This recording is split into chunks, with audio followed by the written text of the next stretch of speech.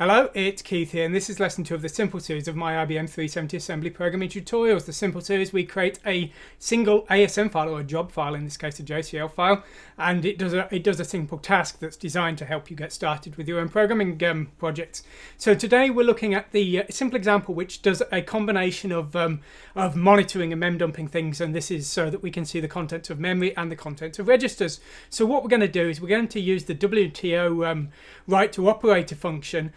We're actually going to use basically a buffer, a sequence of text, a text string that we can then insert characters in later on. So most of my tutorials I use a print character routine, but because of the way the IBM370 works, that wasn't really possible. So I've sort of simulated it, if you will. Anyway, let's go over to our code and let's fire it up and check it out. Okay, so here's the code we're going to be looking at today. So let's start it up. And if you're using my development tools, if you've downloaded my scripts and my pre-configured Hercules emulator, you would use this Hercules job option. If you don't want to, if you've got your own, basically we're just using the ncat type command to send the output to the server. And over here on off screen we've got the server starting up, and I've got some send key scripts sending information over to them, so I'm just leaving them well alone until they're finished loading, and we will see the output on the right hand side here, and there it is. So this is the output, and it looks like that has worked. So off screen what we had is basically we had the server screen, that's the server itself, and then it automatically starts up a terminal emulator, which is that. But if you're using my scripts, and then all of the output that we need to see is printed to the console here. So this is the result of the assembly of the job, and then we have the actual screen dump here. Now, just to check things are working correctly, let's change something. So what I'm going to do is I'm going to change this value here, 1 2 3 4 5 6 7 3.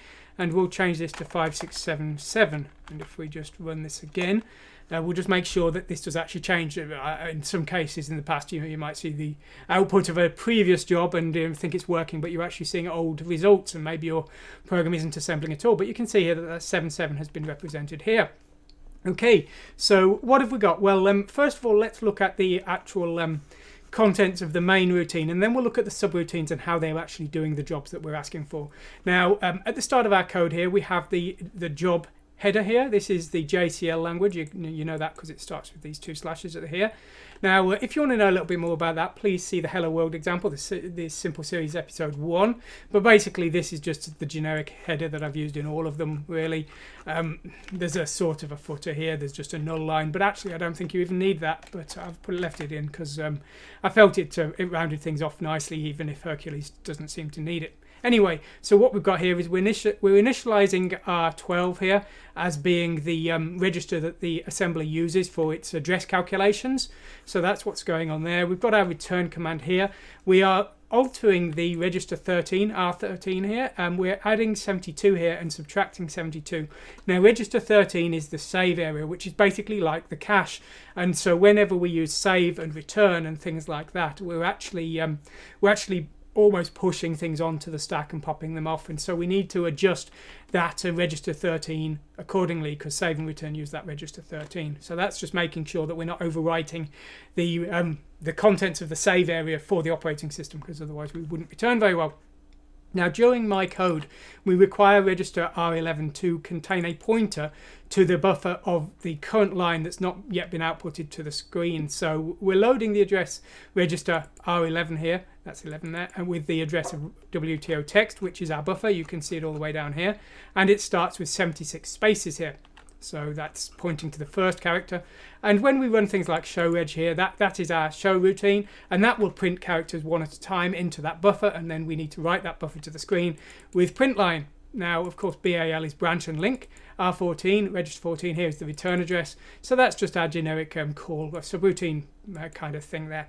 Now, what we're doing before that is we're loading 2 registers. Register 0, R0 here, is being loaded with our test value, and register 8 is being loaded with a 4-character sequence. So this is basically also being shown to the screen as a sort of label. So in this case, we're showing R1. Now here we are also showing R1. It's actually wrong. We're showing R0 here, so it's probably a mistake there. We'll change that. I based this on I based this on a previous example and we were loading R0 with the contents of R1, but in this case we should show what we're actually doing here. So those are showing R0 to the screen. Here we're loading the register R0 with the contents of register R13 here, so that LR is loading R0 with R13, and so we're showing R13 colon here when we do that print here. And then finally what we're doing is we're doing a memdump, and this shows a sequence of lines, 4 lines specified by register 5, and the address is specified by register 8, and we're actually showing the show reg routine, and you can see the 4 lines being dumped as hexadecimal and also as well as ASCII I was going to say, but actually as EBDIC. We're using the EBDIC character set, so that's what's happening there. Okay, so what's actually doing all the dirty work for us?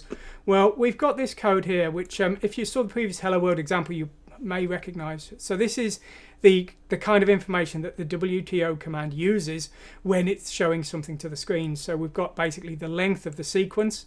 We've got this byte here is the attributes, the parameters, so that's just a 0. And then we've got the actual string, which is a sequence of 76 characters, all of which are spaces, so that's our empty buffer.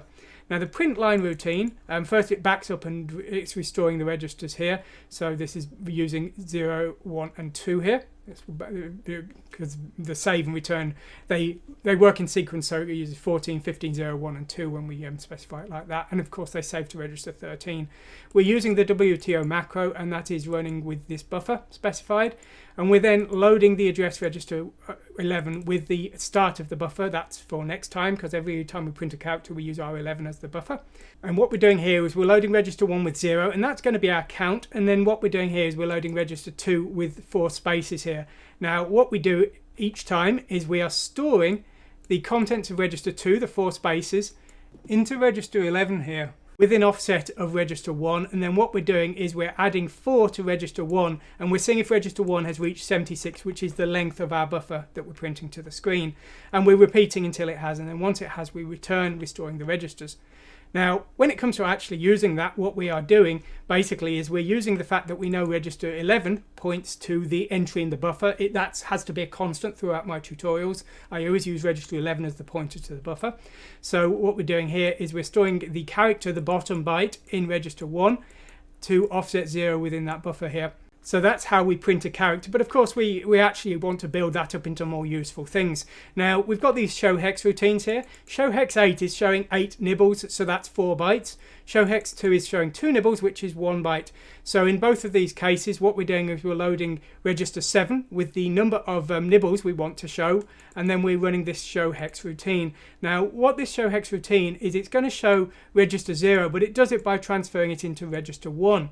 Now what we want to do is we still want to start from the most significant nibble and show that to the screen first, and then we're going to show each character one at a time, but the most significant nibble isn't in the right position, so we want to shift that to the least significant nibble for our working processes. So we've moved register 0 contains the data we actually want to show, but register 1 is basically our temporary store here, so we're shifting that to the far right, and then we're masking what is now the bottom nibble but what was before the most significant nibble.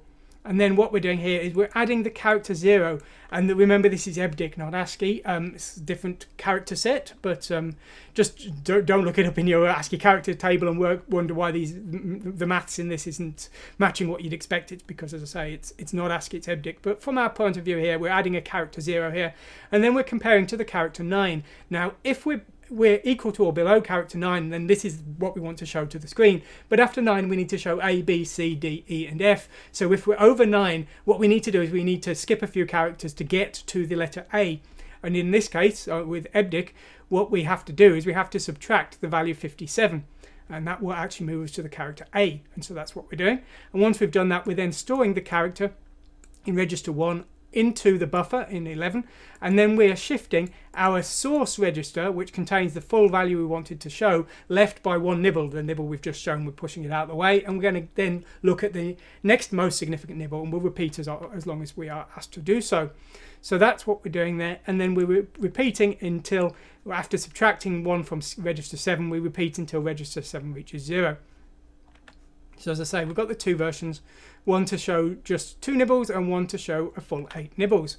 Now, how do we use these? Well, in the basic case, we've got this show reg function. Now what SuperH does is, first of all, it's backing up the registers again. We're adding 72 here because that's the maximum length the save and restore commands will use, so that's the maximum number of registers they will use. And then what we're doing here is we're storing the 4 bytes in our label. That register 8 contains a string of 4 characters, so we're storing those into our buffer, adding 4 to the buffer, moving across 4 characters in the screen, and then we are showing all 8 nibbles of the register that we've been passed in register 0 here. So that's what's happening there. Now what happens next here? Well, we're effectively adding 256 to the label. Now, why are we doing that? Well, because this was based on a routine that was used for a monitor routine where I was showing all the registers consecutively. So this was automatically increasing the character that was going to be shown as the next label. So that's what's happening there. And then we're returning. So that's what we're doing to show a single register. Now we then build on that for our MIMDump routine. Of course, that SuperH routine is being used here. Now in this case, we've got all these print line routines, and these are actually dumping the contents to the screen, and that's why you only see one register on each line. But if we wanted to combine a few on a line, we could take a couple of these print lines out. For example, if we remove that one there and we run again. Well, now you can see we've got 2 registers on the same line, and we could have done with a space in between those. If it would have worked a lot cleaner if we used those 2 maybe. But anyway, as I say, that the print lines, we need to do them before we've dumped more than 76 characters to the screen, just because of the limit of the buffer and the screen space, of course. But we don't need to do them after each register if we want to combine 2 registers onto the screen. Again, that's what my monitor routine did before. Now the MIMDump, well, basically we're doing similar things in a lot of ways. Now the first thing we're doing is we're showing the entire contents of register 8 to the screen. So we're moving register 8 into register 0 because that's what our SuperH routine will show. It shows register 0, and we're running it and showing all 8 nibbles, so the full 32-bit value in register 8 is being shown to the screen. And then we're showing the single character colon here. We have to pad that out to 32 bits here, but that is what we're showing here, and that's what that store is doing there. And then we're adding basically 1 to the buffer to move us across 1 character here. I did have a print char routine in the original version of this. That's just printing that there, but I took it out because it was an extra call to a subroutine, and because it was so rarely used here, it seemed more sensible just to have the actual underlying code that print char routine was doing, which is to say basically just that. So that's what I did. We're then showing that line containing the address that we're dumping here, and then what we're going to do is we're going to dump 8 bytes to the screen in 2 different ways. Now the first time we're going to do this, we're basically going to show it as a hexadecimal value. So we're loading from register 8 here into register 0, and then we're incrementing register 8 by 1 here. Now we're actually loading a 32-bit value there, and that's because SuperH 2 is going to show the top nibble from that value. So it will show only two digits, but it will show the top nibble. So we're loading the full 32 bits, even though we only want 8 bits. And then what we're doing here is we're adding a space here, so we have a nice space in between all our hexadecimal values, and we're going to repeat until we've done 8 digits there. So that's what's happening there. We're repeating. Now what we need to do next is we need to move back 8 bytes here, and then we're going to show 8 characters to the screen here. That's what's going to happen here. So we're going to basically do the same thing again. Here we did 8 bytes as hexadecimal, and here we're going to do 8 bytes as characters. So what we're doing here is we are loading IC means insert character. This is basically loading a character from register 8 and putting it into the bottom byte, the least significant byte of register 0 here. Now what we're then doing is we're moving across 1 byte in register 8 again, moving to the next character for next time, and then we are basically going to store that character into the buffer here. We're then going to increase our buffer pointing to the next point, and we're going to repeat until we've shown all 8 characters. What we then do is we dump the line to the screen. We've basically done 1 entire line like this.